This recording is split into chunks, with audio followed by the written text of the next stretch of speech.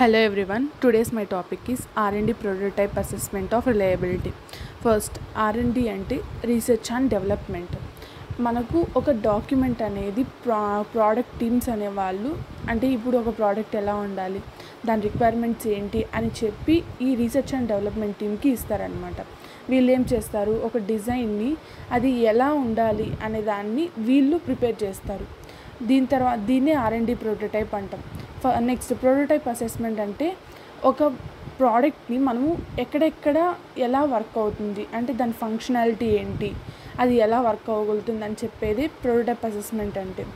మనము R&D prototype assessment యొక్క main objective ఏంటంటే మనము ఒక ప్రోడక్ట్ గురించిన ప్రాబ్లమ్స్ కానీ ఏమన్నా నెసరీ చేంజెస్ ఉంటే వాటిని అన్నిటినీ మనము నీట్గా పీపుల్ నీడ్స్ కావాల్సినట్టుగా ప్రిపేర్ చేసి పంపించడాన్ని మనము R&D prototype assessment of reliability అంటాం. ఫస్ట్ మనం అసలు రిలయబిలిటీ అనేది ఎందుకు టెస్ట్ చేస్తాం అంటే ఈ ప్రోడక్ట్ అనేది ఏ టెంపరేచర్లో అన్నా వర్క్ అవ్వగలుగుతుంది, దీని ఫెయిల్యూర్ రేట్ అనేది మనం తెలుసుకొని అలాగే మనము దీని లైఫ్ స్పాన్ అనేది ఎక్కువగా ఉంటుంది.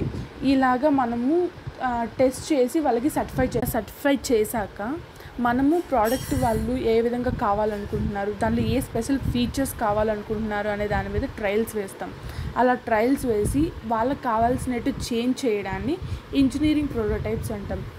ఇలా వచ్చిన టెస్ట్ రిపోర్ట్ని మనము డిజైన్ ఇంజనీరింగ్కి పంపించి వాళ్ళు మొత్తం సాటిస్ఫై అయ్యాక మిగిలిన డాక్యుమెంట్స్ని మనం ప్రొడక్షన్ డిపార్ట్మెంట్ వాళ్ళకి ఇచ్చి ఫర్దర్ ప్రాసెస్ని కంప్లీట్ చేసి ఇప్పుడు మనము ఒక ప్రోటోటైప్ అనేది రెడీ అయ్యాక ఎవరైతే కొంతమంది ఆడియన్స్ని తీసుకొచ్చి వాళ్ళ ముందరే ట్రయల్ వేస్తామన్నమాట. అలా వేసి వాళ్ళ దగ్గర నుండి ఫీడ్బ్యాక్ తీసుకొని ఆ ప్రోడక్ట్ ఫంక్షనింగ్ ఎలా ఉంది అంటే ముందు కంటే ఇంప్రూవ్ అయిందా లేదా అనేది వీళ్ళ దగ్గర ఫీడ్బ్యాక్ తీసుకోవడం వల్ల మనకు ఆ ప్రోడక్ట్ మీద కొంచెం ఎక్కువ ఇంప్రెషన్ అనేది వస్తుందన్నమాట మార్కెట్లో.